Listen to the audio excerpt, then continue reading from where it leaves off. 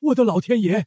你们哥俩这是把半座山的枯树都搬回来了，悠着点干，别累坏了身子骨。爹，没事儿，我和大哥今天运气好，找到一片去年遭了雷击的老林子，枯枝败木多得很，又干又脆，好砍得很，多多益善嘛。冬天烧炕、做饭、熏肉，哪一样离得开？您再看看这个，呵，这鱼篓下的收获真不小，都是好鱼，没多少小杂鱼。看来那片河湾子鱼情不错。今天放的几个鱼篓位置都还行。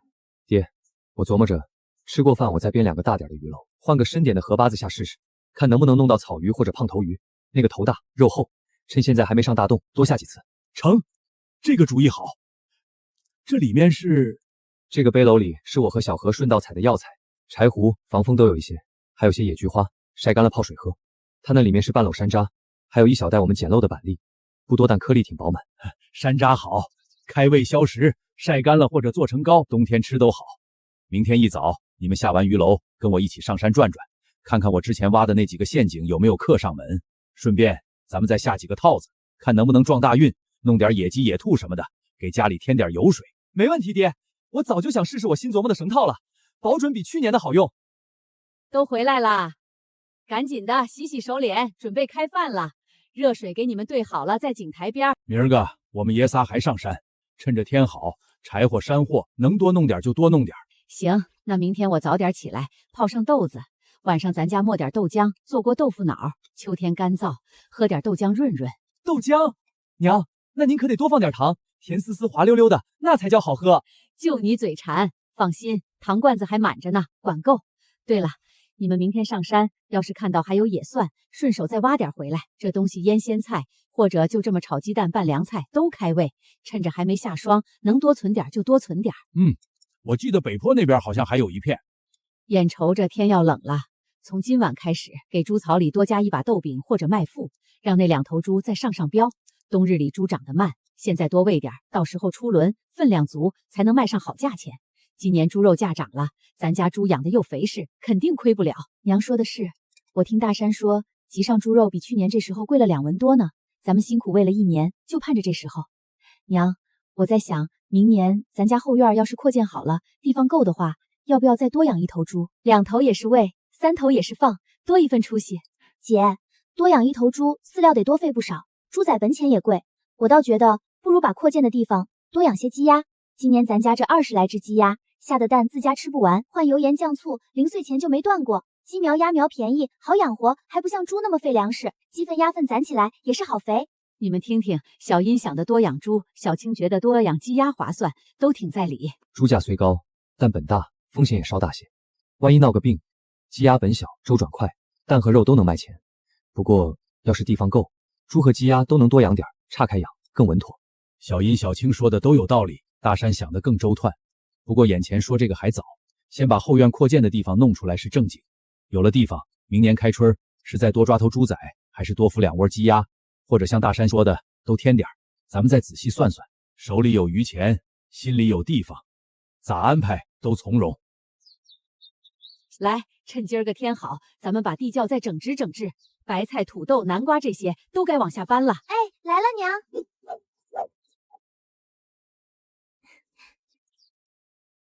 白菜靠东墙码，根朝下，一排排挨紧，别晃悠。土豆和红薯放西边那个架子上，隔开点儿，别muu着。总算差不多了。今年这光景，地窖总算没白挖，看看满满当当的，心里真踏实。娘说的是，看着这些就觉得冬天再长也不怕了。对了娘，咱们晒的那些蘑菇干、菜干，还有豆角干、茄子干，地窖里怕是没地方放了。那些干的不怕冻，挂到仓房的梁上去，那里干燥，老鼠也不容易够着。等开了春，地里活不忙的时候，得让你爹他们把现在这个往深里、宽里再扩一扩。咱家这日子眼看着往上走，东西越来越多，这地窖啊，还真有点不够用了。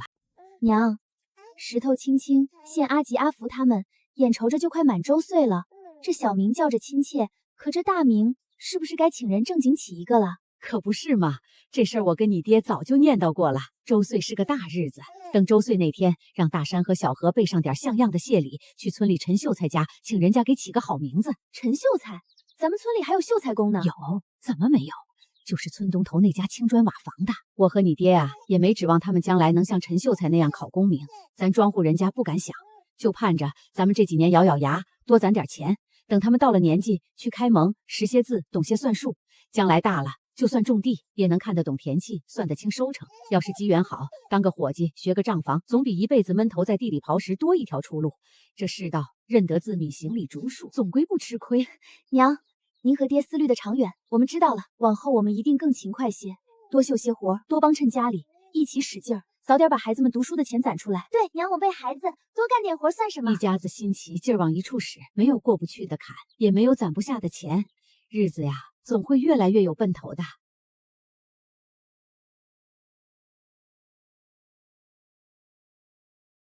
嚯，今天可是大收获！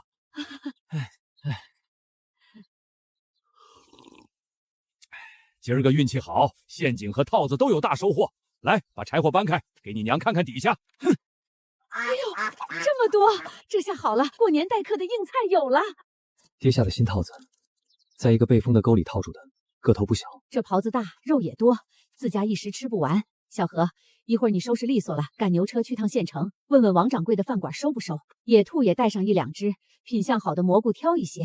快过年了，城里馆子正缺这些稀罕野味儿，价钱应该不错。行，就照你娘说的办。袍子皮也认制好，冬天给孩子们做个小褥子或者护膝，暖和。爹，今年冬天地里彻底没活了。我和小何商量着，每次逢大集都去县城摆摊，不单指望卖那些小玩意儿，主要想多转转，看看能不能接到些木匠活计，哪怕给人修修家具、打个板凳也行。再留意着，要是有谁家想定制牛车、板车的，那更是个大活。这想法好。冬日里闲着也是闲着，有点营生，家里多个来相，你们手艺也不生疏。去吧，家里有我跟你娘，还有小英、小青，孩子牲畜都能照看好。我这2天也打算去找李正坐坐，唠唠嗑，一是问问这几年官府鼓励开荒、免赋税的政策是不是一直不变，二是看看咱们村还有没有合适的、水源近点的荒地。爹，您还想买地？这2年村里买荒地的人家可不少，好点的离家近的，怕是都让人占了吧？是啊，这几年老天爷赏脸，风调雨顺，家里但凡有点余钱的，谁不想多置办几亩地？地是根本啊！大山，你看看咱家，你和小何都成了家，一下子添了4个小娃子，眼瞅着他们一天天长大，往后娶妻嫁女，哪样不要花钱？光靠现在这些地，心里不踏实。宫中今年攒了些钱，加上有牛，农活省力不少。我想着，要是有合适的荒地，哪怕偏点瘦点，价钱合适，咱们再咬牙买上几亩，慢慢养，总能养肥。多1亩地就多一分底气，多给子孙留一点产业。爹，您说的对，地是根本。要是真有合适的，咱家现在有能力，也该再置办些。到时候开荒，我和小何多出力气。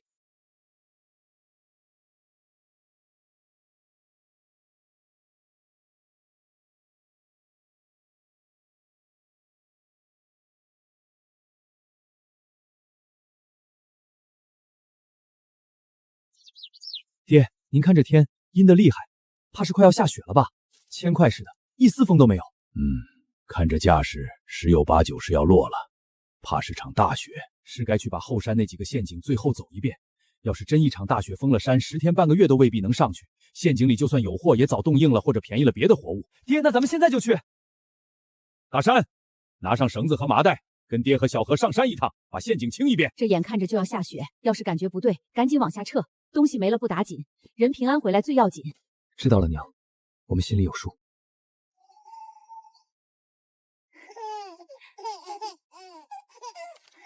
娘，您快来看看，陈秀才给起了好几个名字，我们看的眼都花了。您帮我们拿个主意，看哪个最好？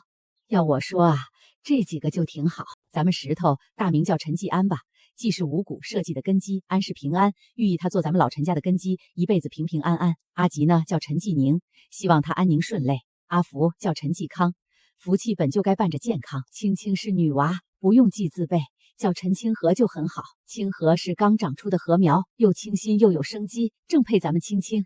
娘选的这几个真好，这名字又贴切又好听。希望咱们家这4个宝贝真能像名字里盼的一样，平平安安、健健康康的长大。一定会的。娘，这天阴冷阴冷的，闲着也是闲着，咱们磨点板栗粉，做点板栗糕吧，给孩子们当零嘴儿，也甜甜嘴。行啊，地窖里山楂也还有些，干脆再熬点山楂糕，酸酸甜甜的，给这几个小的开开胃，解解腻。是啊，娘，比我想的还好吃。明年秋天咱们得多上山捡些板栗回来，到时候走亲访友，带点自家做板栗糕，又体面又实在。娘，这突然闲下来，还真有点不习惯。秀图那边也不能整天秀，眼睛受不了。您知道咱们村子最近有啥新鲜事儿不？说来听听呗。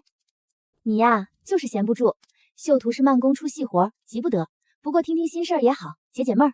你还别说，我真知道个劲爆消息，保管你们听了吓一跳。是咱们村陈丰年家的事儿，你们知道吧？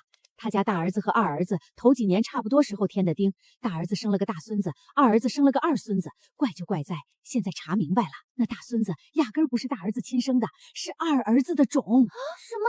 那二孙子呢，也不是二儿子亲生的，是大儿子的。娘，您的意思是，他家的2个孙子被互相调换了，是接生的时候报错了？要是报错了，倒还可能是意外，是他们自家老太太故意给换的。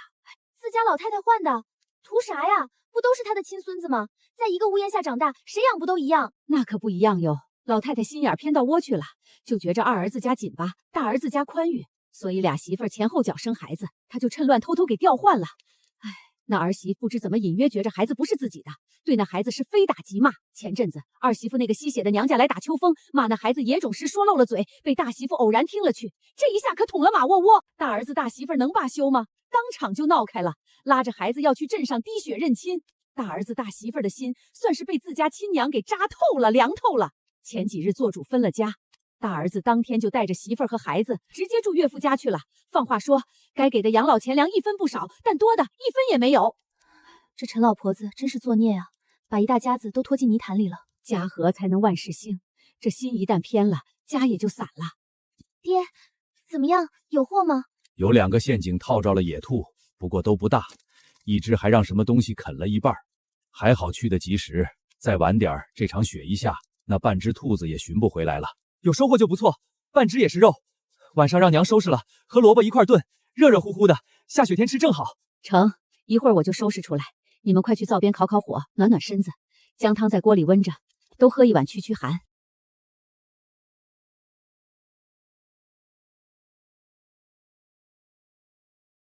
爹，又有生意找上门了，是李二婶子她娘家村的。上次那个姓王的婶子介绍的，想找大哥打家具，说是儿子开春要娶亲，想打一套像样的。我和大哥明天一早过去量尺寸。哦，李二婶子介绍的，那得去，人家信得过咱们。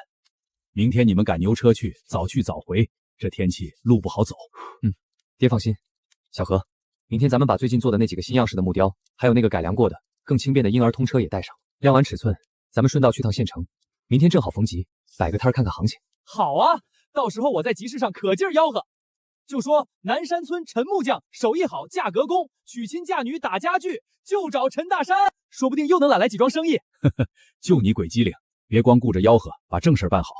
对了，前些日子晒的那些草药，我瞅着都干透了，是不是该拿去李大夫那儿卖了？眼看年关，家里也该添置些东西了。是该去了。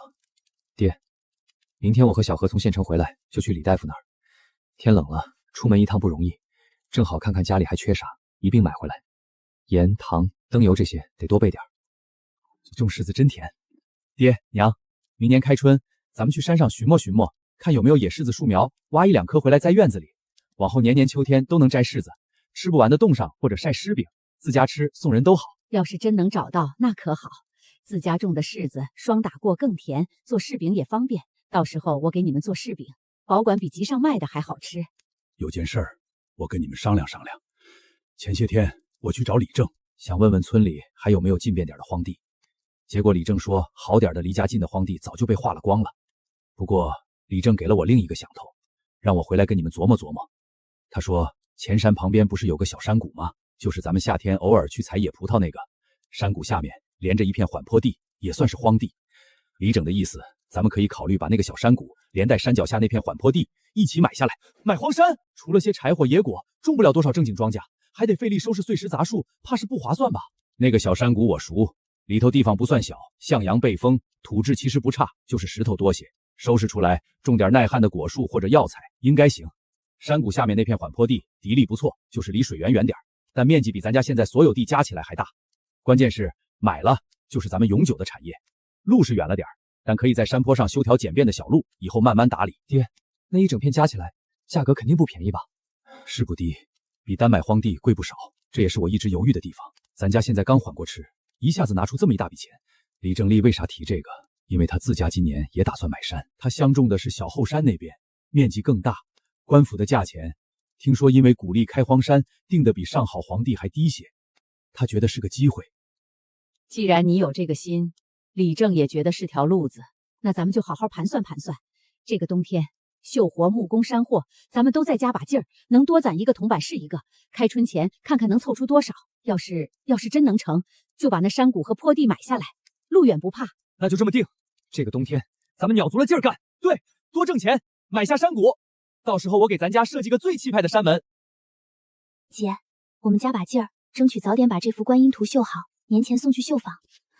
若是还能像上次百幅图那样卖上10几两银子，宫中买那荒山山谷和山脚荒地的钱就差得不远了。要是不够，咱们再紧着绣点别的添上。已经完成1多半了，剩下的我们咬咬牙，赶在年底前完工应该没问题。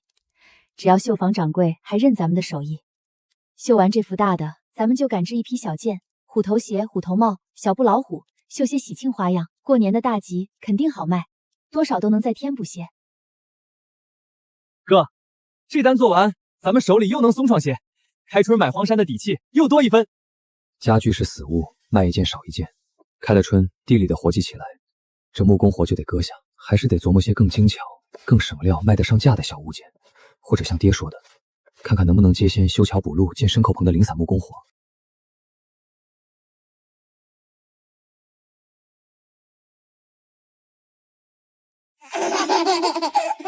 人是铁，饭是钢，冬天猫着不动弹更得吃好了，攒足力气，开春才好下地。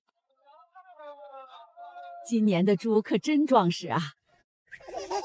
哎呦，大山娘，你们家这一冬天养的可是真好啊！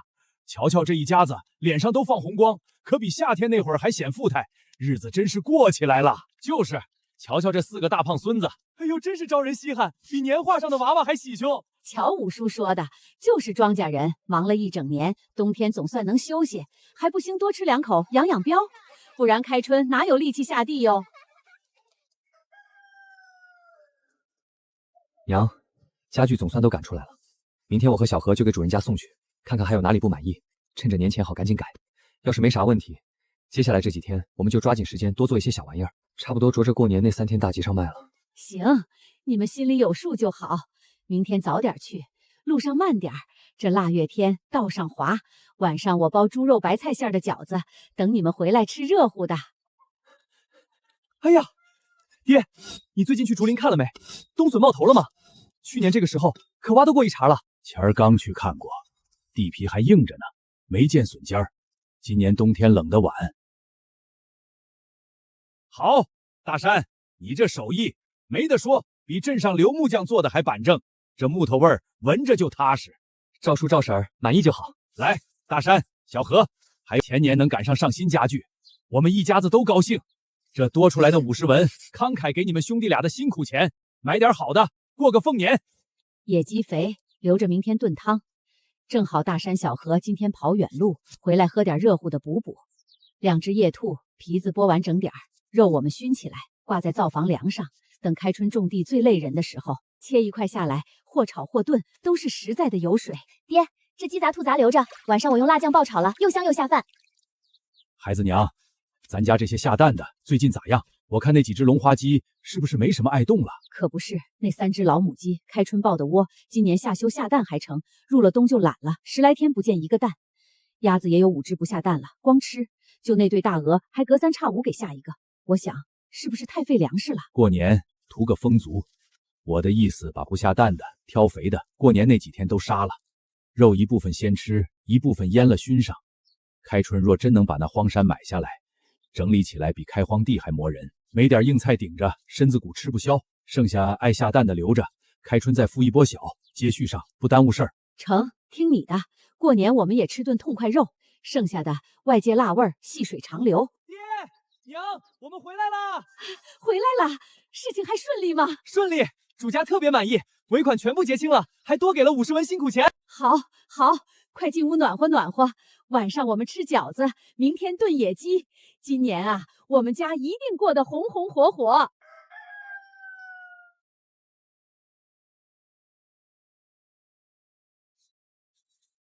拿着，路上冷，喝一口姜汤。晌午恐怕赶不回来，就在集上买热馍馍吃，别饿着。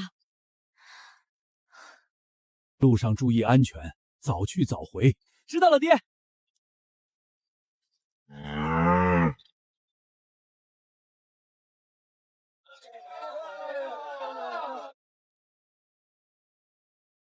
哟，是陈大娘子、陈小娘子，可有日子没见你们来了，快进来暖和暖和。看这架势，莫不是又得什么好绣活？掌柜的好眼力，托您的福，我们姐妹俩绣了一幅观音图，今日带来，请您长长眼。好，真好，这观音开脸开得尤其好，远观有气势，近看有精威。这样，我出25两银子，两位娘子看如何？掌柜的向来公道，这个价格我们姐妹没有异议，多谢掌柜的抬爱。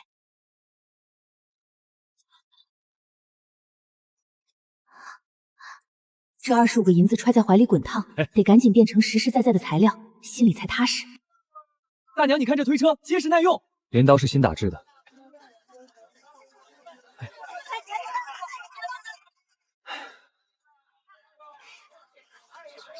25两。好，回去再说。这里我和小何看着就行，你和小青去集市逛逛，看看年货，想买什么就买点。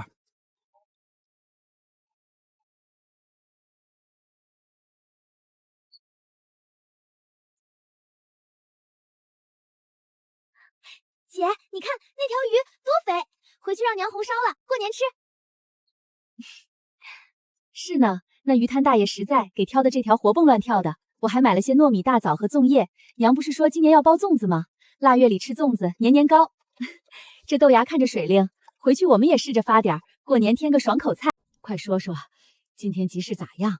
东西好卖不？娘，今天集市上那人乌泱泱的，跟赶庙会似的。咱们带去的竹篮、木雕小马、头绳，还有大嫂和小清新做的那些衣服，卖的可快了。我和大哥算了下账，零总，今天卖了有2两半银子呢。好，真不错。这年前大集果然不同往常。绣坊掌柜收了咱们的观音图，给了25两银子。嚯，25两！我的老天爷！大嫂、小青，你们这也太能耐了！这得顶我和大哥赶多少回集，做多少家具啊！不能这么比，小何，你们那是细水长流，我们这绣图只是凑巧罢了。这小半年才磨出来的，费得眼睛熬的心血都没法算。话不能这么说，这手艺，这耐心，就是金不换的本事。咱们庄稼人地里刨食，木脚里手里出活，绣女指下生金，各有各的门道，都是好样的。老头子，这下你看，开春咱们把村后那个小山谷连带山脚的荒地买下来，是不是更有底了？买，开春就去衙门办契。那山谷能成咱们陈家的一片好基业。娘，明后2天大集，我和小青也跟着大山小何他们一起去吧。摊子上东西多，花样也多，光他们俩怕忙不过来，人多也能照应的周全些。那可得辛苦你们也跟着起大早了。腊月里天寒地冻的，早上那阵最冷，你们多穿点，把那厚棉裤都套上，围脖手套也戴好，可千万别受了风寒。哎呦，我的娘哎！我和大哥也天天起早贪黑去摆摊儿。风里来雪里去的，怎不见您这么细细嘱咐我们？果然是有了大嫂和小青，我和大哥就跟那路边捡来的似的。你个皮猴子，你跟你大哥一个赛一个的壮实，跟小牛犊子似的，有什么可操心的？你大嫂和小青身子骨能跟你们比，自然得多注意些。娘说的对，你是捡来的，我可不是。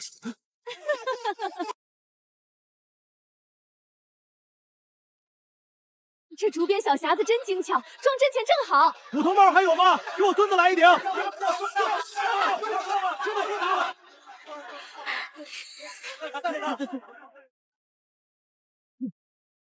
哎呦，可算能喘口气了。这人多的跟要把咱们摊子挤塌了似的。大哥、大嫂、小青，你们先盯着，我去那边买几张热烧饼回来，咱们垫垫肚子。买4张烧饼，再端2碗羊汤回来，给你大嫂和小青暖暖身子。端4碗吧，大家一人一碗，都喝点儿，驱驱寒气。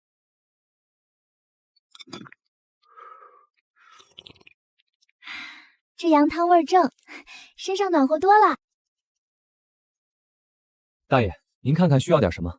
这婴儿车轻便结实，家里有小孩用着方便。后生，这婴儿车是你做的？是，晚辈自己打的，做工实在，榫卯严丝合缝，边角打磨的也光滑，不拉手，有点意思。我昨日在你这摊子上买过一辆，老伙计都夸好。我今儿来是想问问你这手艺做家具成不成？回大爷的话，家具也能做，不过晚辈做的大多是庄户人家常用的款式，讲究个结实耐用。那些繁复的雕花刻木，晚辈手艺不精，做不来。要的就是结实耐用，那些花里胡哨的中看不中用，还死贵。家里老二要成亲，我要给孙辈打一副最好的嫁妆，正屋得置办新家具。我先在你这儿定做一个大号的樟木箱子，要最好的料，最结实的做工，这算是个试活。半个月后我来瞧，满意，剩下的床柜桌椅全交给你；不满意，尾款照付，箱子拿走2清，你看如何？半个月后还是这个时辰，我来看货。后生，好好做，我这人绝不亏待实在手艺。哥，镇上来的主顾还是个大单的引子。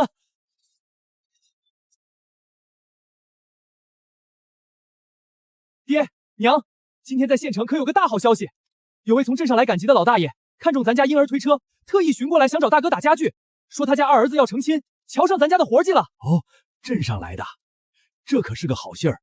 人家怎么说的？老大爷挺爽快，先定做一个包工包料的大樟木箱子试手艺，给了500文定金。若是合心意，后面的衣柜桌椅全套都交给咱们。这是人家信得过咱的手艺，也是给咱们机会。大山，这头一上活计，务必拿出12分的心力，料要选扎实干透的好樟木，榫卯一丝不能含糊，打磨更要精细。小何，这些天你多给你哥打下手，仔细学着点。爹，你放心，我保证眼睛瞪得比铜龙大。大哥指东，我绝不往西。巧了，今儿个后半晚，村西头老李头家也来人了。大儿子开春盖新房，想请大山去做门窗和几样要紧家具，木料自备，出个手艺就行，我替你应下来。不出木料更好，库房好木料得紧着镇上大爷用。小何如今手艺见长，简单的门窗桌椅让他练练手，我在旁看着。大哥你放心，我绝不给你丢脸。老头子，明天最后一场集，年货也差不多了，过完年你赶紧去找李正，把咱们乡中那个小山谷连带荒地的事儿彻底定下来。夜长梦多，万一被鼻奔人捷足先登，后悔可就晚了。是该定下了。年一过，头一件事就是找李正办红气，等春耕忙完，全家齐上阵，先开荒种黄豆养地，山上慢慢收拾。爹，等荒山买下来，咱们除了种地，是不是也能规划规划？那山谷向阳背风，移栽枣树、柿子树，能卖鲜果，能做柿饼。再寻些药材，桃树、李树种上，平整的地方开出菜地药圃，溪水浇灌也方便。小殷这想法好，不能光指着种粮，那山谷是个宝地，枣树、柿子树肯定栽。回头我再去寻些山葡萄和桃李苗。哥，这副夫天增岁月人增寿，春满钱满坤夫门贴堂屋门，这副五谷丰登六树旺，一家和睦万事兴贴院门，怎么样？行，福字倒着贴，灶王爷那儿也贴一张。我这4个大孙子大孙女，多乖多省心。是挺乖的，吃饱睡好就不闹人，4个还能玩到一块儿去。这点随他们娘，文静，不像你和小何小时候，那才叫磨人。白天睡得觉不醒，晚上精神的跟夜猫子似的，哇哇的哭，非要人抱着满屋子转悠。我和你娘白天在地里累死累活，晚上回来还得轮流哄你们这2个小祖宗。爹，这都多少年陈芝麻烂谷子的事儿了，您还记着呢？对了，大山，年后咱们得记着给李正家送点年礼，买荒山还得靠他出面跟衙门打交道。爹，我记着呢。1条腊肉，自家做的板栗糕，1包上好干枣，礼不算重，是个心意。开饭啦！过去这1年，大家都辛苦了。小殷、小青，你们嫁过来，操持家里，带孩子，做绣活，没日没夜，不容易。大山、小何，地里的活，赶集摆摊，做木匠，风里雨里吃了不少苦。咱们一家子心往一处想，劲儿往一处使，才过了今天这个肥年。我跟你娘看着这个家越过越红火，心里头比吃了蜜还甜。别的都是虚的，只要人齐整，心在一块儿，肯干，这日子就没有过不好的道理。来，碰一个，祝愿明年比今年更好。祝愿明年更好。爹娘，今年的年夜饭也太丰盛了，真香。忙是忙了点，但忙说明咱们有盼头，有钱挣。只要肯干，明年的年夜饭肯定比今年更丰盛。老婆子，我去李正家里走一趟，把年礼送过去，顺便再仔细问问买荒山的事儿，看看衙门那边啥时候能办。早去早回，路上滑，跟李正好好说，咱家买荒山是正经打算长远过日子，请他多费心。知道了，放心吧。我和小何去竹林再转转，看看年前冬笋还有没有漏网的，要是能找到些，也算开春头一笔进项。多穿点儿，今天风跟刀子似的。早点回来，别耽搁太久。娘，我听村里人说，正月15县城有灯会，允许百姓摆摊，咱们家要不要去试试？去，为啥不去？灯会人多，小东西肯定好卖。你们和大山、驾河一起去，我和你爹留家看孩子。娘，你和爹不带孩子一起去看看吗？不去了，这大冷天的灯会人山人海，万一磕了碰了走丢了可了不得。等他们大些再带去看。那我们多做些精巧的头绳。对了，小何是不是会扎灯笼？要是能做些拿去卖。小何手巧，还真会扎。等他回来，大山劈灭，小何扎骨架糊纸，准能行。回来了，李真怎么说？和李治说好了，过几天衙门开印就去办红契。还好咱们去得早，我前脚刚到，后脚就又来了2拨人打听买荒山的。今年想置办产业的人家不少。还好咱们下手快，田产山地是咱们庄户人家安身立命的根本啊。行了，心里落定了，我再出去转转，去山边下几个套子，看能不能再弄点野味添道菜。爹，您可真是一刻也闲不住，这大冬天的在家歇歇多好。他呀，忙活了一辈子，真让他天天在炕上坐着，反倒憋出病来。让他出去走走，心里更舒坦。他爹，这银子你都拿上了，今天衙门开印办公吧，早点去把荒山买回来，早点安心。我这就去李正家会合，你放心，红契一定办下来。1、2、3。这山地贫瘠，开垦不易啊。头几年几无产，大山他爹，你想好了吗？天热，几位差爷辛苦，一点茶钱。好说好说。大山他爹，契税办红契还是白契？红契。大山他爹，你这可是大手笔，呼吸包了片山，打算种点啥？这山地可费功夫，大家都掏空了。这山里人我家成的照方便看呢。先把山脚下那一片平缓的摊开，种点黄豆。山上的嘛，得慢慢收拾，等过一些年，孩子们也能有个果园果子吃。办下来了，红契量了160多亩，写了150亩，连买边税钱，一共花了35两。35两，150亩。爹，咱家现在也是有山有地的大户了。宫中这2年攒的，这次都拿出来了。你们小家的钱自己收好，往后用钱的地方多着呢。真到了周转不开的时候，不会跟你们客气的。15灯会没几天了，该准备的都加紧，等灯会摆摊。行，爹，灯会一过我们就准备。我和小何提前去弄。娘，我们走了，回来的时候给您和爹带汤圆。哎，好，路上当心，看好钱袋子，早去早回。要是晚上回来的晚，路上一定结伴，点个灯笼。知道了，娘，您回屋吧，外头冷。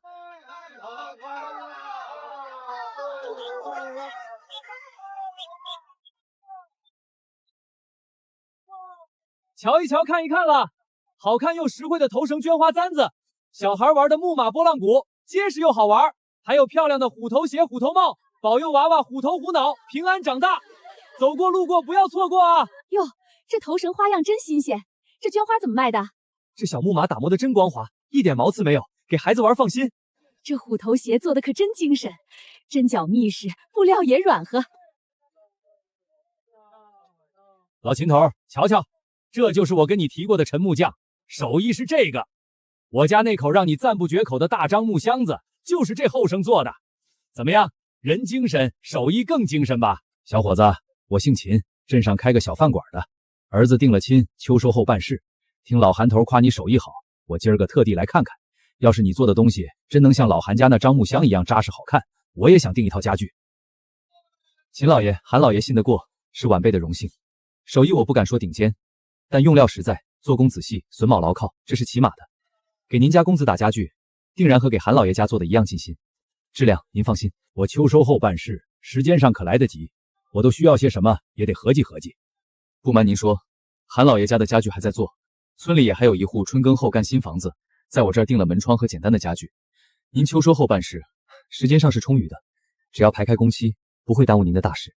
具体要打哪些，您慢慢想，或者我根据一般新房所需，给您列个单子参赏。不用那么麻烦，这样大衣柜减去一个，堂屋的饭桌也不用那么大，8仙桌就成，凳子照样配齐，炕柜、炕桌、梳妆台，还有一个中等大小的衣柜，再就是碗橱和2口箱子。你看这些大概需要多少木料，多少工钱？秦老爷，若是都用结实耐用的松木或杉木，样式按寻常扎实的来，不打太多花巧，您这套家具连工带料大概需要3两银子，您看如何？老秦，怎么样？这后上实在吧？镇上那些木匠铺子，这套东西少说也得跟你报4两，手艺还没有陈木匠手艺好。成，小伙子，就按你说的，3两银子，我先付2两定金，余下1两等家具做好，我验看过没问题，一次付清。你看何时能动工？韩老爷家的约莫还需半个月，之后便可开始准备您家的木料，最迟下月中便可动工。您留个地址，或者约定个时间，我到时候去镇上接您来家里看看木料，再最后定一下样式细节。好，爽快！大哥，你可真行，在集市上都能接到这么大的活计，还是镇上的老爷。是韩老爷帮忙引荐，也是人家信得过咱们的手艺，回头得更用心做，不能砸了招牌。东西卖的差不多了，咱们也收摊吧。晚上灯会正热闹，难得来一趟，好好逛逛，再给爹娘买点好吃的汤圆回去。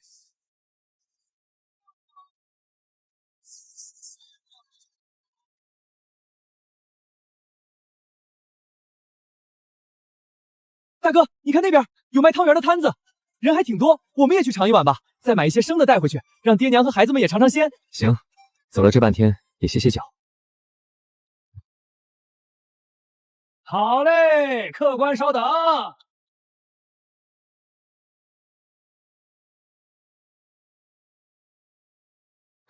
好烫啊！没事吧？慢点吃，先把汤圆扎个小眼儿，让里面的热气散散。没事，就是太心急了。甜香。前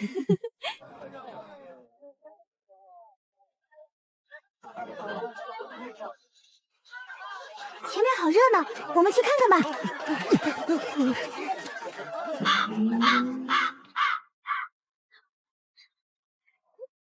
这灯会真热闹，也不知道明年还有没有。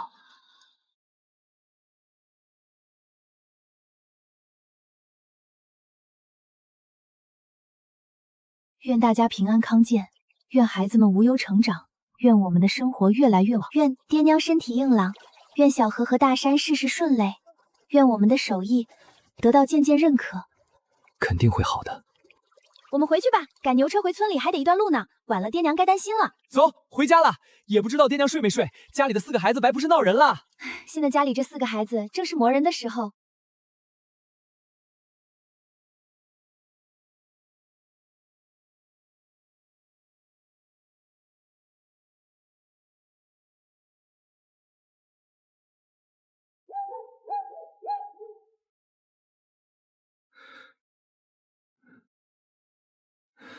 给你，今天在集市上看到卖这个的掌柜极力推荐，最适合绣娘护手。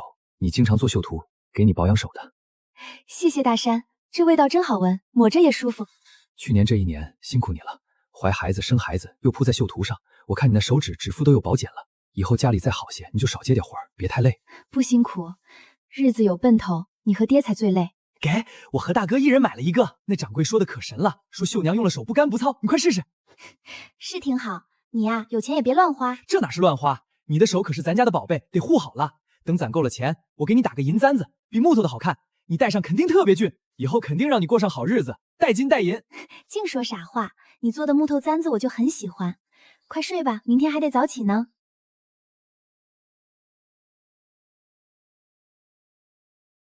慢点吃，小心烫。爹娘，昨天在县城又接了一单木匠活儿，是镇上开饭馆的秦老爷。秦老爷想订一套秋后成亲的家具，订了3两银子的活计，先付了2两定金。这是好事。韩老爷家的家具快完事了吧？春耕前能交一部分不？这2天就能上最后一遍桐油，剩下的梳妆台桌椅，春耕前大部分能做完。新房的门窗由小何带着做，我把关，活计穿插着来，时间排得开。你有安排就好，应承了人家的事儿就得尽心尽力做好。大山、小何，跟我去荒山那边，趁着今天没风，把山脚下那一片的草杂树撩一撩。开春化淡后，先开出来种点黄豆。今年事情多，得赶在前头。八仙贺寿，好寓意。这图要是绣好了，肯定更值钱。就是费眼睛，你们可得注意着，别累着。我们晓得的，娘，每天就绣半天，剩下时间看看孩子，眼睛累了就休息。大山娘，在家不？我呀，是刚从屯子那头过来，听到个新消息，心里揣不住，赶紧来找你说道说道。村里又出啥新鲜事儿了？吓成这样，出大案子了，丢孩子了，还不止一个。昨天元宵灯会，拍法子的混在人群里作恶，专小孩下手，还有那长得奇界些的扮大女娃娃，也丢了好几个。真的假的？昨天晚上我们回来的时候还好好的啊。你们那是走得早，就是灯会最热闹的时候出的事儿。今儿一早消息全炸开了，咱们村里陈多发那个定了亲的大闺女秀丫头也丢了。秀丫头，那孩子秋天就要出门子了，这可怎么好？他爹娘还不得急疯了？衙门呢？县太爷不管吗？管，派了无数差人四处寻访，可那帮拍花子的滑溜得很，得手了就混在人群里溜了，哪里那么好找？只能盼着老天开眼了。上午二木家的过来串门说了个事儿，昨天县城灯会乱得很，丢孩子了，不光是小孩，听说连大姑娘有丢的。咱们村陈多福家的秀丫头没回来。秀丫头，多福叔家那个定了亲，秋天要出嫁的秀姐。我们昨天走的时候，县城还太平，看来是后来灯会最热闹、人最多的时候出的事。这事儿给咱们都提个醒，往后但凡带孩子媳妇儿出门，人多杂乱的地方，能不去就不去，实在要去也得把人看紧了，千万别离开眼皮子底下。你们以后去县城摆摊送货，也多留个心眼儿，帮着多福家留意留意，万一有什么线索呢？知道了，爹。不说这个了，上午你们爷儿仨去了荒，都弄利索了。山下那片都了完了，趁着这几天天干没风，烧得挺透，下午再去把大石头捡一捡，等开春地化透了，先开翻种黄豆。明天大山小河你们别干别的了，先把我们咱后院的牲畜窝棚都拾掇拾拾，牛棚羊圈的顶棚得，旧茅草该换新的，猪圈垫上新土。今年猪崽还是抱2头，鸡鸭多养一些。爹，鸡鸭养多了蛋就多，农闲时候我和小何可以试着去集市上卖茶叶蛋和咸鸭蛋。去年小英和小青琢磨的那2样，味道在村里都有人打听，绝对是奇事一绝。那咱们今年得多备些香料，上山碰到了就多摘点回来。茶叶买点便宜的茶帽就成，煮出来一样香。对，大嫂做的茶叶蛋，那香味能飘半条街。咸鸭蛋也流油起沙，下饭一绝，绝对好卖到爆。哈哈哈！行，明天就先紧着牲畜棚和窝屋修，草料铺和柴火铺等过2天，地里的石头捡完了再弄，一样一样来。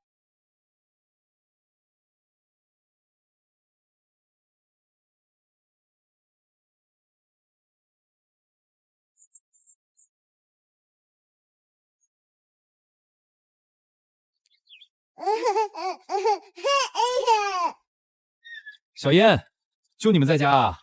爹和娘呢？爹去地里了，说是瞧瞧乡情，就这一天干点春耕了。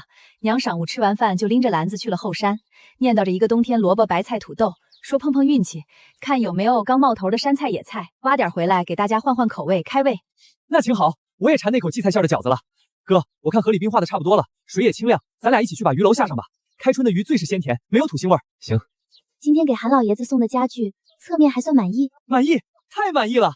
韩老爷摸着那间卧室的门板，直夸榫卯严实，漆面光滑，比镇上木匠铺子里卖的也不差。领导还非得让管家多塞给50文钱，说是给大哥的打赏，还说往后镇上谁家做，他一准给咱家推荐。当时秦老爷也在韩家做客，亲眼瞧见了，对大哥的手艺更是没得说。约好了秋后他那套家具也跟我一起做。那就好，你们快去下鱼篓吧，去早早回。中午我饼贴子，炒个鸡蛋娘，要是挖了野菜回来，正好蘸酱吃。走，和面去。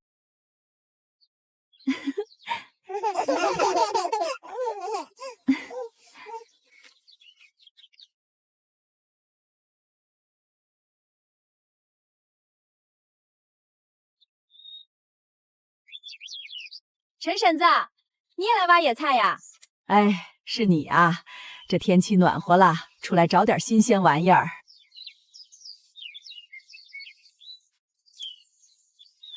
春笋也出来了。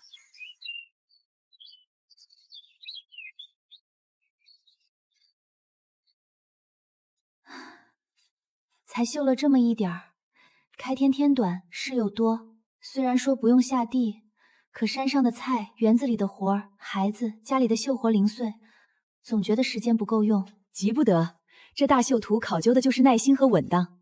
我们每日匀出2时辰专心做，日积月累来，总能完成。开春事多，就先紧着要紧的来。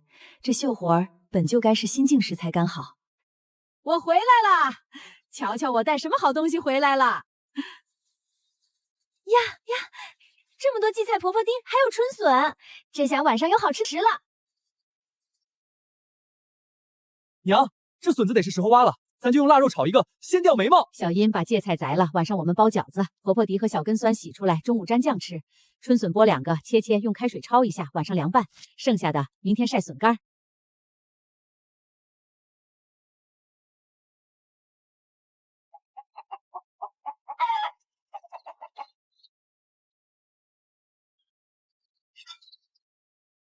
昨晚我路过竹林边，看见春笋已经冒尖了。今天我们抓紧时间挖2趟，然后就得一门心思扑在春耕上。是该抓紧，春笋不等人，一长老不值钱了。今年春早，地里的活计也得往前赶。我跟你们一起去挖春笋。往年这个时候，春笋和头茬山菜是家里进项了，扣银子贴补了一些肥料的。娘，山上的香椿出来了吗？去年腌制的香椿咸菜特别下饭。我前天特意去了，香椿芽还太小，跟指甲盖似的，掐了可惜，也吃不着啥，得再等个7、8天。倒是婆婆丁、荠菜这些是最嫩的时候，一掐一包水。香椿和水芹菜等它们再长，我们去县城集市上看看，今年有没有饭馆收。娘，山上要是有小香椿树苗，我们记下位置，等春耕忙完了，去挖几棵回来，种在咱家新买的荒山坡上。这个主意好，行，我们摘香椿的时候都留点心，看看有没有合适的小树苗。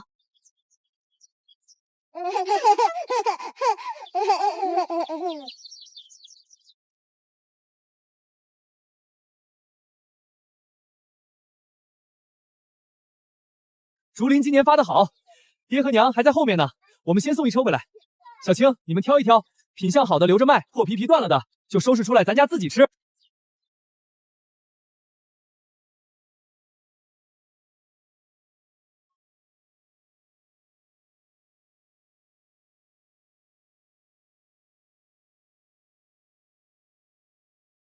回来了，快洗漱，吃饭了。今天下午我们再抓紧挖1天春笋，我看差不多了，再多也来不及收拾。明天一早，小何赶早去县城，把这批春笋卖一趟。明天卖回来，我们就得真正开始忙春播了。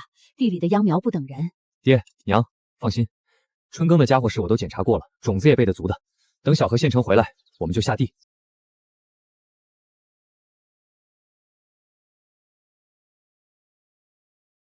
都过来，先吃饭。人是铁，饭是钢，吃饱了有力气。娘，你们要吃完，碗筷就放回篮子里，盖好布就行。晚上我送饭过来的时候再拿回去。家里孩子离不了人，我先回去了。哎呀，快回去吧，路上小心点儿，孩子紧，家里的事儿姐妹俩多受累。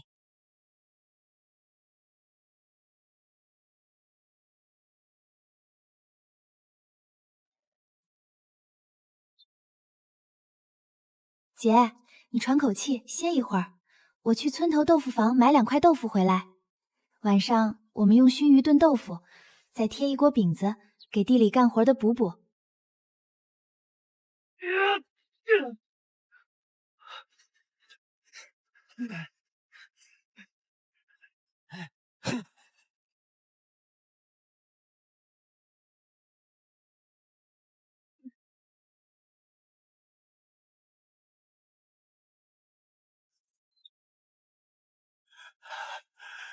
总算都种下去了。好，春耕总忙完了，今儿个都给我好好歇着，骨头缝里的乏气都得歇出来。明天我们做顿好的。小何，明天一早你趟集市买1斤新鲜的肥瘦相间的肉回来，我们晚上包饺子，再买2根大棒骨。明天我们炖一锅春笋大骨汤，好好补这20多天耗掉的力气。包饺子，炖大骨头，娘你就放心吧。爹娘，我回来了。你这孩子喊什么喊？都多大的人了，还没进家门就嚷嚷，又不是吃奶的娃娃找娘。娘，出事了，要不我能这么火急火燎的喊吗？小何，你不是去买肉，顺便把娘晒的那些干草药给李大夫送去吗？出什么事了？不是我，是我在县城看见秀丫头了。你看花眼了吧？秀丫头不是去年元宵灯会上被人贩子拐跑了吗？不光我看见了，还有咱们村去县城赶集的陈老五叔他们都看见了，好几个人呢，哪能都看错？这会儿估计都回村了，怕是已经去秀丫头家报信了。而且看秀丫头的穿戴打扮，像是已经成亲了。啥？妇人打扮，在县城？这不可能啊！不行，我得去你二木婶子家问问，她常去县城，耳朵又灵，要真有这事儿，她保准知道点风声。大嫂，我去山上转转，看能不能再挖点春笋或者找些嫩野菜，晚上添个菜。哎，去吧去吧，路上小心点儿。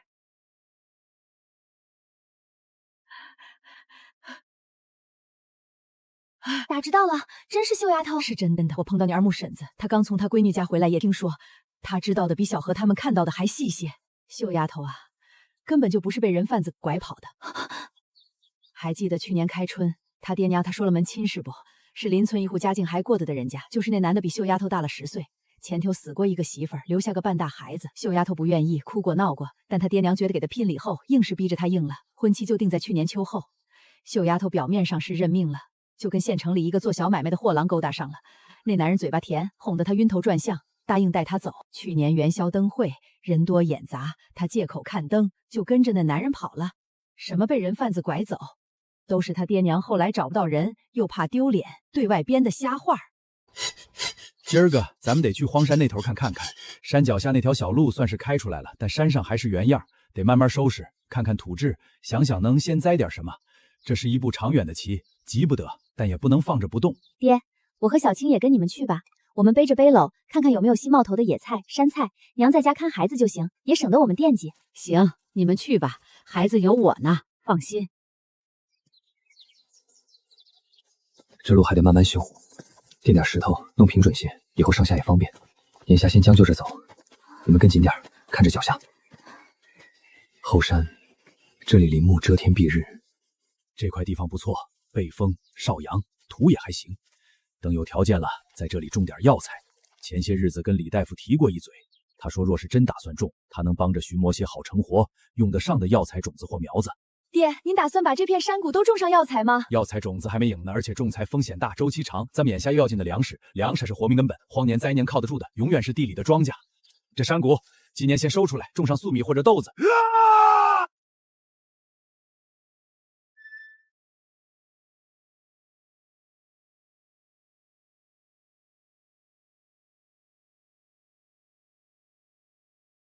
姐，你看这边的山青菜真水灵，咱们多摘点，回去晒干了，冬天汤放一把肯定鲜。这边向阳，又没人来，长得是好。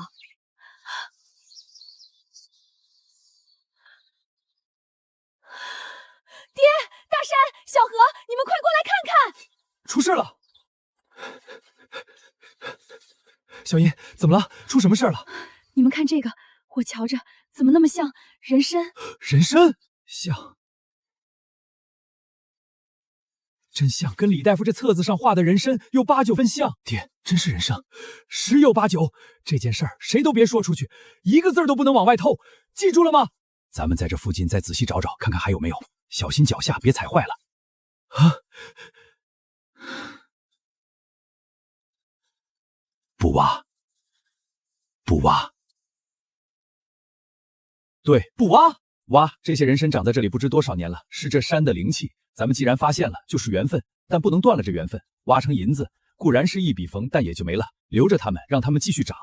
咱们记好这个地方，以后每次上山都悄悄来看看。爹说的对，咱们可以看看这些人参什么时候会结种子，等结了种子，咱们小收集起来，就撒在周围，这样说不定以后这里能长出一小片人参来，那才是真正的长久的宝地。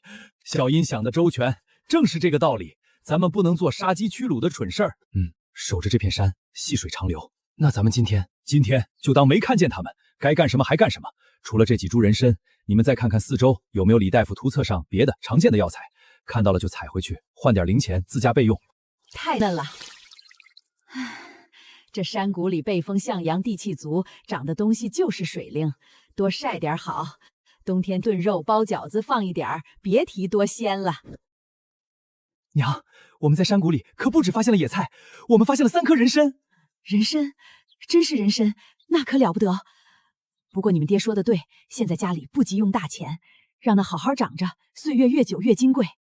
今天上午在山上跟村里的老大说了，他说李正打算去趟邻县的苗圃买一些果树苗回来。我琢磨着我们也跟着去看看，买些树苗种在荒山坡上。爹，你心里有谱了，想买个果树吗？我想着咱们种果树，一是自家吃，二是能换成银钱贴补家用。得选那些好养活、果子既可以卖上价的。一会儿吃完饭，大家都关心，出主意。要我说，硬柿子就不错了，柿子甜，吃不完的做柿饼，能放一辈子。冬天当零嘴儿，年节走礼拿得出手，镇上也有人买。大枣也好，新鲜大枣甜脆，晒干能放1年，煮粥炖点心都行。我们大家应该好活。梨树、苹果树常见，结果多。柑橘树如果种活了，冬天是稀罕物。核桃保脑价高。对了，还有橄榄树。我觉得可以种柑橘树，果皮大家入药，先少买几棵试种。还有西瓜，去年在小河卖得好。中部的平原地方，我们可以种些西瓜到城里。小银说的对，鸡蛋不能放在一个篮子里，家底薄，经不起折腾。按大家说的，各样少买。娘，对了，村里秀丫头那事儿，后来有结果了吗？他爹娘气得差点背过气去，直接断了亲了。那家也退了亲，听说重新相看了一姑娘，打算今年成亲。人心啊，有时候就是让外表的福财迷了眼，忘了根本。大山，一会儿你一起去买果树苗。李正他们今天就走，我们得抓紧时间。今天能赶回来吗？这去临县城可不近。今天回，最晚明天一定到家。放心吧，我们人多，李正、二木他们都在，互相有个照应。家里就辛苦你们了。娘，爹和大哥走了。走了，一会儿回来我们去荒山。娘，这些野菜我们腌点咸菜吧。行，都腌上。一会儿我把坛子刷了，你们去荒山回来就可以腌了。大嫂，小青走了。这就是咱家的山啊！对，我们先把山脚下这些草坪的地方清出来，今年种上黄豆，山上的地方慢慢收拾，以后种果树、药材都行。这山上草药真明显，这是柴胡吧？还有侧面像防风。我们只采大的，小一点的留着慢慢长。这是咱自己家的山了，可不能像以前那样。大嫂说的对。对了，你们上次说看到香醇苗了，在哪儿？就在那边。小何，我们能回挖种自家山上吗？以后每年卖香醇，那可全是钱啊！还有山杏做杏脯，野枣晒干煮粥，应该能活。香醇不挑地，等爹和大哥回来问问，恐怕行，连山杏野枣一起移。你大哥的家具做完了吗？秦老爷家那单做完事儿了吗？多了，就剩下最后一个上游了。等家里忙完，我和大哥还去集上摆摊儿。小何，你现在手艺也很不错了，都是大哥教的仔细。不过我琢磨了，我适合做雕刻，以后大哥负责做大体，我打下手，雕刻我们一起来。我说挣的钱4、6分，我4，大哥6，可大哥非按老规矩5、5分。就按你大哥说的5、5分。亲兄弟，没必要计较那一成。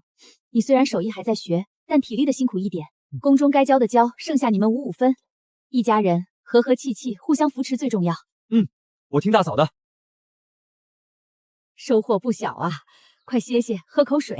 下午你们在家好好歇歇，我跟小何去荒山再摘些野菜。娘，下午你歇着吧，我跟小青在家做绣品。八仙鹤寿图才醒了个头，得抓紧了。明天上山去也不迟。那也行，你们俩做绣花活费眼睛，下午就安心在屋里做。我把这些野菜腌上，再把院子收拾收拾。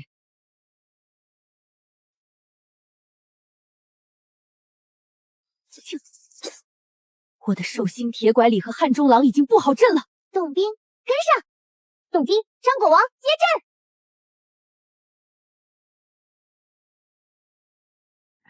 我们回来了，爹，大哥，你们回来了，买了这么多。回来了，这一趟顺利。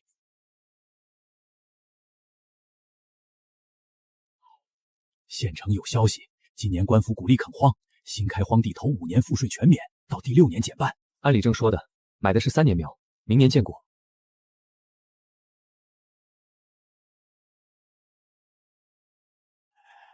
好。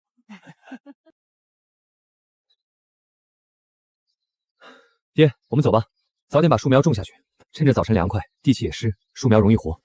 早点去。咱家买的树苗不算多，树坑前一些日子大致也挖好了。今天把坑往深往宽里扩一扩，把苗栽正，埋实，浇透水。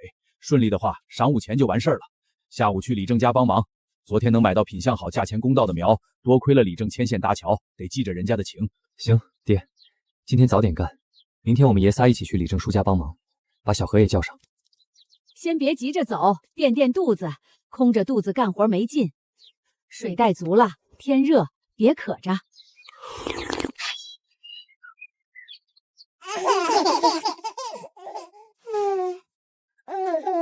姐姐，我们把孩子放在炕上玩吧，旁边围上东西，掉不下来。行，把那些小木、布老虎给他们玩。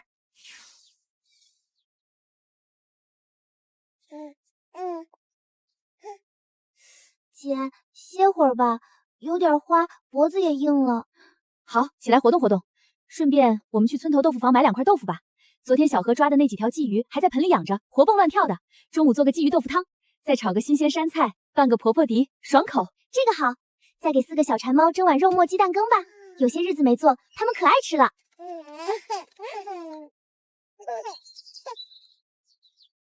大山娘子、小何娘子，这是带着孩子们出来转转啊？是啊，婶子，去买2块豆腐。孩子们在屋里闷得慌，带出来见见光。哎呦，瞧瞧这4个宝贝，养的可真水灵，白白胖胖的，看着就喜人。你们姐妹俩也是，俊了，这不用下地风吹日晒的，简直不一样。瞧瞧人家老陈家，这日子过的，媳妇儿娶得好，添了4个娃。娘，我们回来了。回来啦，豆腐买着啦。哟，还买了糖，可别把他们牙吃坏了。就买了一点，偶尔吃吃。娘，你打了这么多草啊，快歇歇。行，你们看着弄。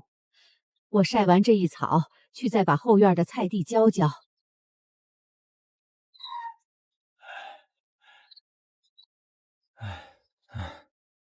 快去洗脸吃开饭。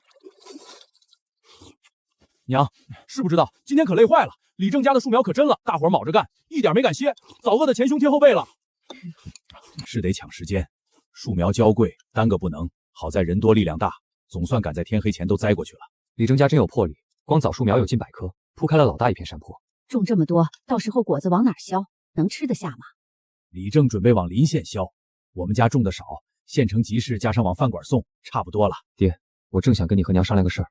这次集市的事忙完，我打算找陈秀才写几个字，用枣木刻块牌子，就写陈家家具坊。以后摆摊和家门口都挂上，别人看了就知道我们是正经做家具的，往后有活计也好来。这个主意好，挂上牌子，稍微正规，也能多揽招生气。哥，刻字的时候边上牌子能不能雕点简单的花纹？行啊，不过要简洁大方。今天栽树都是弯腰用力的活计，腿是不是又难受了？让我看看。没事，就是有点酸，现在不比以前了，这腿能撑得住。就是变天的时候会有点涩痛，老毛病了。等过一些日子，艾草长起来了，我多采一些，晒干了捶成艾绒，给你做个护膝，平时熏一熏敷一敷，驱寒活血，能舒适点。辛苦你了，天天忙着家里家外，还惦记着我这腿。一家人说什么辛苦，日子眼看着越来越有奔头，你得好好的。哥，你这牌子一立，我们这个摊子瞧着就气派多了。先试试，等过一些日子，真定下陈家家具服的名号，再做块正经的。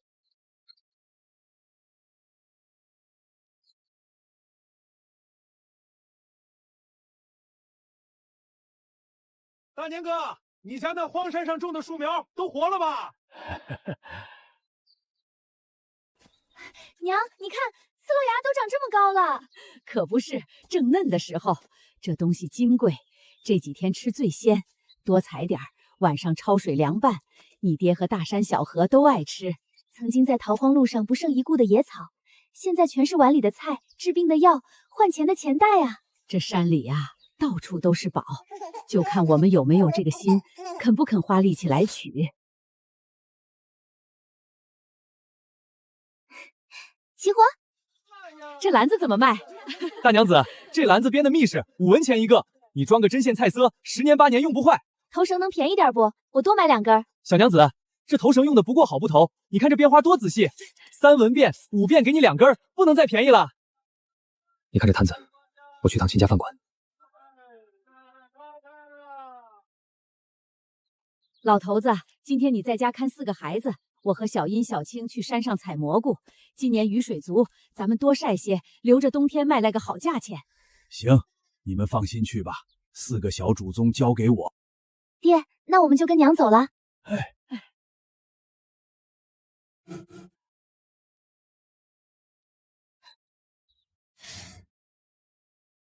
哥，我雕这样密度行不？行，疏密可以。叶子的转折处再用小圆凿修圆润点，就更活了。好嘞。大山他爹在家不？老哥，你可是有福气，一下子得了4个大孙子大孙女。不瞒老哥，我今儿来是取经的，看你们家买荒地治光山，日子往上走，我也想给家里添产业，想听听你的主意。现在有开荒免税的恩政，附近有合适的吗？有，地东头那片7、8亩，我想着今年咬牙买下，以后再把旁边小荒山盘下来。我家今年多养了猪和鸡，来年分肥足。你这打算好，稳扎稳打，先紧着荒地养地利，荒山是后话。咱们苦点累点，不就是想给儿孙多留点实在东西吗？小印、小青，看这儿，这边也有，是松蘑。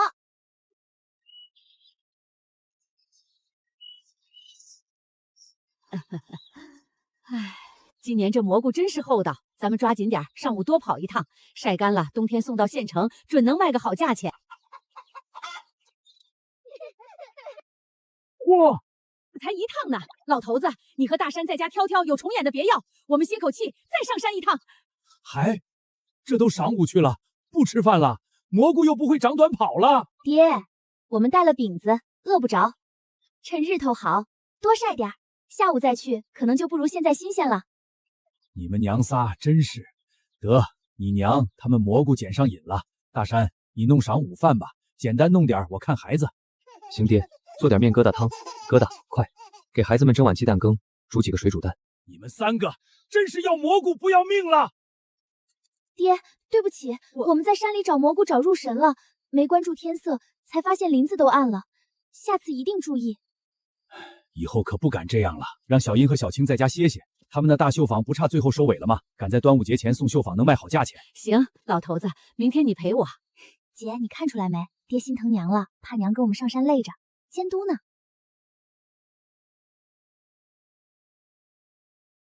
接下来可得看阵实践，山里入了夜，到底是不安全。就是大嫂、小青，蘑菇啥时候都能采，安全第一。你们是没看见，拔开那片针，底下密密麻麻全是蘑菇，我当时这心狂跳啊！那片坡陡不陡？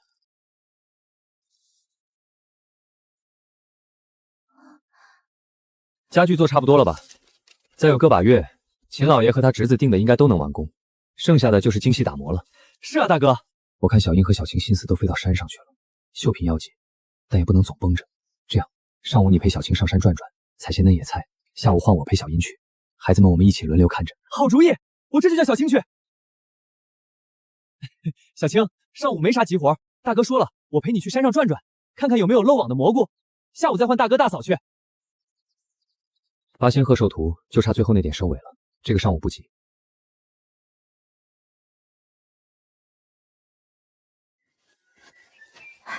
这里有一丛。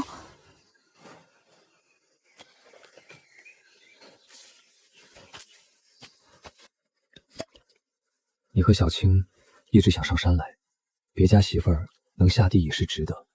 你们倒好，一有机会就往山里钻。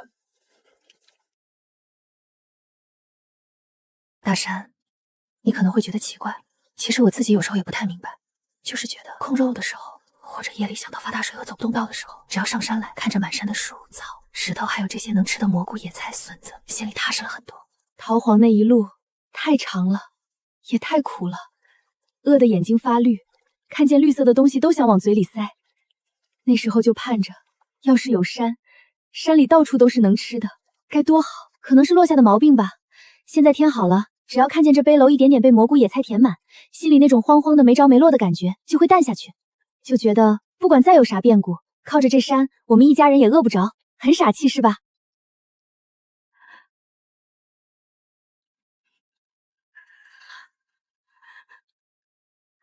不傻，一点不傻。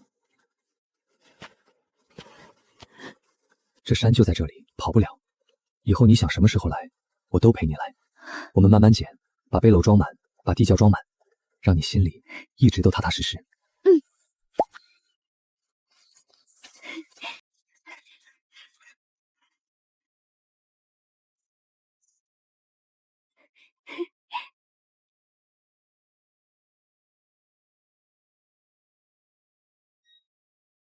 这些日子家里家外忙活，你们手头的木匠活计没停，山货也采得多，倒是把鸡摆摊的事儿给耽搁了。明天正逢15大吉，你们俩去一趟，把攒下的竹木小件头绳带上。瞧眼这快端午了，到时候卖瓜卖节令货都得先有个谱。爹说的是，我和小何商量了，明天一早去，东西清点一下就行。正好去绣坊和布庄转转，询问端午对照绣品的价格。小殷，你们那幅八仙鹤寿图进展怎么样了？要是赶上端午前，也许价钱会更好一些。端午前应该没问题，我算过，时间够了，不着急，慢慢做。秀活费眼睛精细着呢，可别为了赶工熬坏了身子。银子啥时候都挣，身子骨要紧。娘放心，我们有数，就是期待端午前后喜庆，大户人家做寿走礼的多，这吉祥无恙可能能狠狠大赚一笔呢。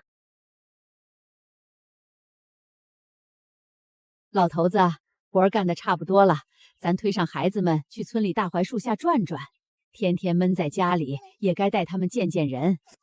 哟，大山爹，今天舍得把这几个金孙带出来见世面了，快让我瞧瞧。天天在家闷得慌，带出来溜溜，省得你们天天念叨我藏私。大山娘，可有些日子没见你出来坐坐了，可不是嘛？家里事儿多，又要带他们，抽不开身。哎，你们听说了没？那个秀丫头回来了。秀丫头不是前年说跟县城的一个货郎走了吗？听说那货郎家里还有点小钱，他爹娘当时还挺风光来着。哼，风光啥呀？兰王家人少有其事，哄着他跟了去。大老婆凶得很，把他当丫鬟使唤，动辄打骂，他受不了，跑回来的。更作孽的在后面呢。他一路狼狈的回来，好不容易到了娘家门口，他爹娘嫌他丢人现眼，坏了家里名声，连门都没让进，就在门口骂了一通，说他就当死在外头了，别再回来玷污门楣。秀丫头跪在门口哭求了半天，里头硬是没开门。这老两口子心怎么能这么狠？唉，好歹是亲闺女啊！这老两口子心也太狠，闺女落难了回来，不说收留，连口饭都不给，可不是嘛？名声比闺女的命还重要，这丫头以后可咋活？槐树下秀丫头的事，糊涂啊！闺女再不对，落难了回来，哪有不让进门的道理？这不是把人往绝路上逼吗？咱家不兴这样，孩子们大了，不管在外头遇到啥事儿，这门就永远给他们开着。我们回来了。今天集市上人可真不少，我还打听到个顶要紧的消息，咱们县城要和隔壁的平阳县一起合办一个大的联合集市，地点就在两县中间那块官道旁的平地上。联合大集，这可真是个大消息。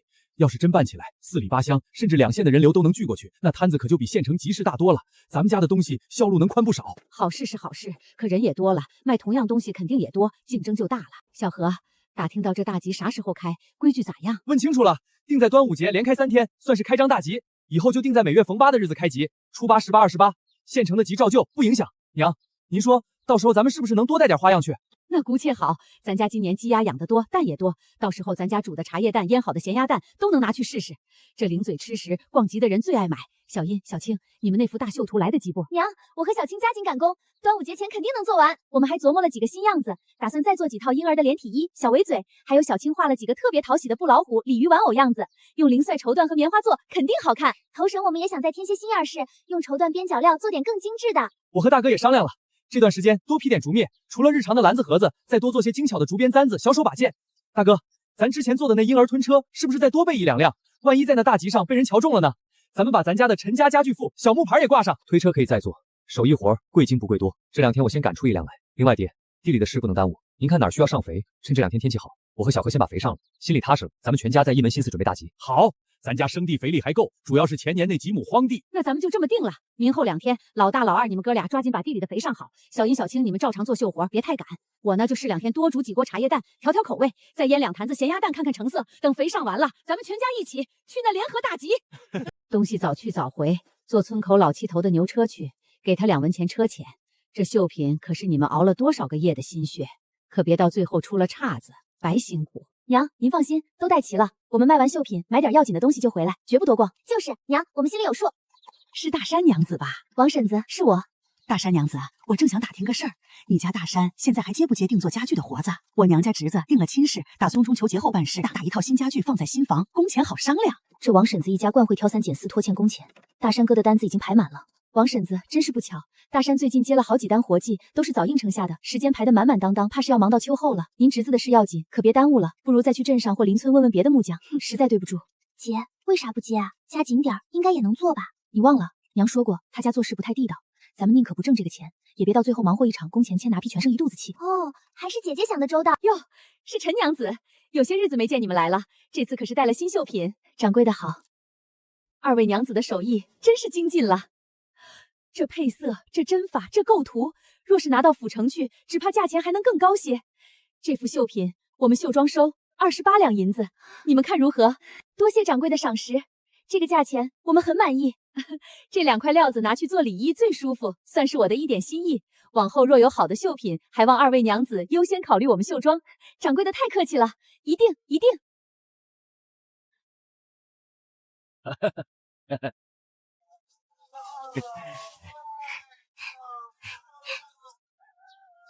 哎，回来就好，快进屋坐着歇歇脚，喝口水，饭菜马上就好。大嫂、小青，你们那绣品卖了多少银子？你猜？我猜20两、25两。掌柜的说我们手艺又精进了，给了28两。我的天爷，真厉害！好，好，你们姐妹俩这手艺真是立身的本事。不过银子虽好，身子更要紧。往后做这些精细活计，更得仔细着眼睛和筋骨，该歇就歇，千万别硬撑。爹，我们晓得的。娘，掌柜的还夸了我们配色和针法，说在县城也算排得上号。这次卖得的银子，我们买了些上好的绢布和绣线，花了3两担，剩下的娘您收着。我们打算先紧着做端午大集要卖的小件，大绣图暂时还没想好绣什么，得琢磨琢磨新样子。开饭啦，都过来端菜。娘，咱们腌的咸鸭蛋是不是能开坛尝尝了？要是味道成了，大集上可以拿些去卖。我正想说呢，一会儿吃完饭咱们就捞几个咸鸭蛋出来，晚上煮面条时切开尝尝，咸鹅蛋捞2个试试。小殷，你们那茶叶蛋的料包还有吧？这2天也煮上锅，家里先吃着，看看火候，大集前再煮新鲜的。有的娘，料包都是配好的。头1天各样少带点儿，要是不好卖也无妨，咱们留着冬天炖菜吃，或者年根底下再卖也行。东西不怕放，就怕准备不足。行，那就这么定。这2天地里上完了，咱们全家就拧成一股绳，全力准备大集的东西。大山、小何，你们手里的木匠活计紧要紧的做完，剩下的精细活大集后再说。小殷、小青，你们就主攻绣活小件和吃食。老婆子，你统筹照看，把家里的鸡鸭蛋、鹅蛋都归置好。咱们家这次好好在三岔口新集上亮个相。好。老头子，今天你自己在家带着4个皮猴子，能行不？有啥不行的？你们放心去，不就是喂喂饭，看着别尿裤子，陪着耍耍吗？我一个大活人还看不住4个小奶娃，去吧去吧，早去早回。今天新池上头1天指定热闹，别误了时辰。成，那你在家仔细点，灶上温着羊奶和鸡蛋糕，饿了就喂。我们尽量早点回来。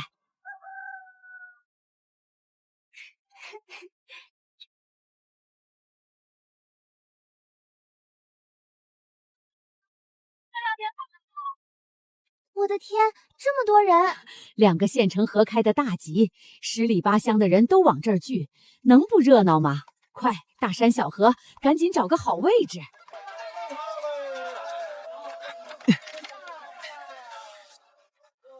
来，瞧一瞧，看一看啊！南山的竹编结实又好看，陈家木雕憨态可爱保平安，新样的头绳绢花便宜又鲜亮，还有娃娃的贴身小衣、虎头鞋帽。用料软和，做工细发，这人可真多，比咱们往常去县城赶集热闹多了。那是自然，2个县的人气聚到一块儿了。今天咱们东西带的还是少了些，我看照这个势头，明天后天得多备点货。竹编的小石盒和针线破落也受欢迎。大山，你晚上再赶一批简单的出来。知道了，娘。娘，上午收的铜钱和散碎银子，我大概拢了拢，最少也有3两银子。仔细算算，可能快到3两了。对了，艾草一定得多备。我看今天好些人问，端午挂艾草辟邪是老传统啦。啊！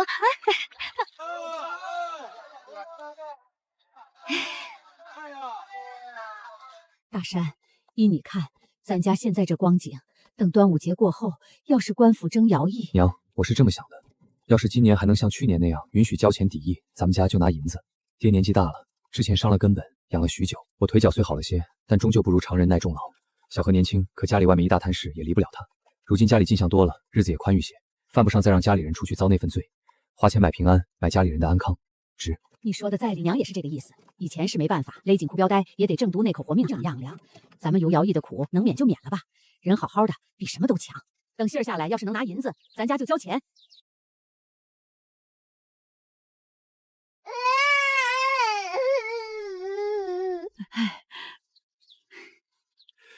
哎，快进来，快进来，可算回来了。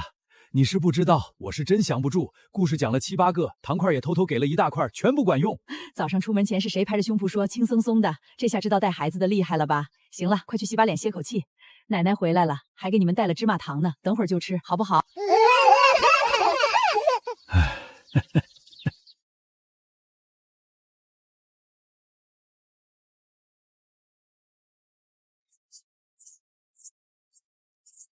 娘，晚上把昨天买的那条鱼炖了吧，晚上再包点白菜猪肉饺子，明早煎着吃。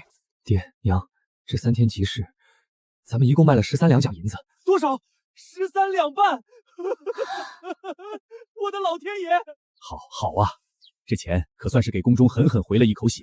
春天买那荒山，几乎把家底都掏空了，这些日子心里总绷着根弦，这下好了，松快多了。咱们一家子劲儿往一处使，才有这好结果。也是赶上了好时候，新开集市又逢节前，人才这么多。不过咱家的东西确实实在，价格也公道，回头客肯定少不了。行啊，去吧，把孩子们也推着，带他们出去溜达溜达。这大夏天的，老闷在屋里也不好。今年雨水足，庄稼长得是真不错。你们看这玉米杆多壮实！爹，咱们山谷里种的西瓜，我前2天去看过，藤蔓铺了一地，瓜也结得不少，个头也比去年大。估摸着再有个几天就能摘头茬了。一会儿晌午回去，我绕道去摘一个回来尝尝，要是熟了甜，咱们就能准备卖西瓜了。大哥，西瓜能卖了，那咱们是不是还得去镇上找销路？王掌柜的饭馆要不要？不急，先尝尝味道，要是真好，咱们可以像去年那样，先在集市上卖卖看。王掌柜那儿送2个去尝尝也行，他要是觉得好，自然会要。对了，大哥，咱们什么时候送家具啊？都做好有些日子了。我打算再上一遍桐油。还上？咱们不是已经上过一遍了吗？我摸着已经够光滑了。我用边角料试过，上2遍桐油和上1遍效果不一样，2遍的乌轮更透亮，手感也更润，而且更防潮防腐。虽说多费些功夫和油，但东西拿出手。大山说的在理，好东西不怕磨功夫。秦老爷是镇上有头脸的人家，他们家用了说好，比咱们自己吆喝管用。爹，我明白了，那咱们就再上一遍油。反正最近地里活主要是除草，我和大哥抓紧时间，争取早点把家具弄得妥当的。姐，咱们拌个黄瓜凉菜，豆角清炒，再蒸个茄子拌酸泥，够了吧？鱼炖豆腐，再炒个腊肉片，给爹和孩子们下饭。姐，前几日画的那幅锦鲤迎福的绣样，我昨晚又看了看，觉得配色还可以再调调。鲤鱼的身子用金红线掺着绣，是不是比制用红线更显鳞片的光泽？你说的对，金线虽然贵点，但用在关键处，整幅绣品就提气了。咱们手里的金线还有一小揽，应该够用。那水纹呢？我想用深浅不同的蓝和绿丝线，做出水波流动感觉。娘，肚肚饿，马上就好，再等一会儿。看你们玩得像个小泥孩，一会儿吃饭前都得乖乖坐好，听见没？哟，都弄好了，我洗把手就来。回来的正好，快洗洗吃饭。你们不是说绣样画好了吗？下午没事儿就开始绣吧，孩子们让娘看着。样子都定好了，下午我们就开始。布料和丝线都是现成的。行，你们放心忙你们的。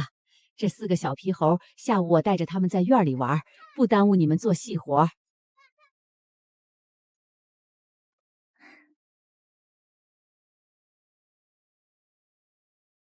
大山在家吗？大山媳妇儿。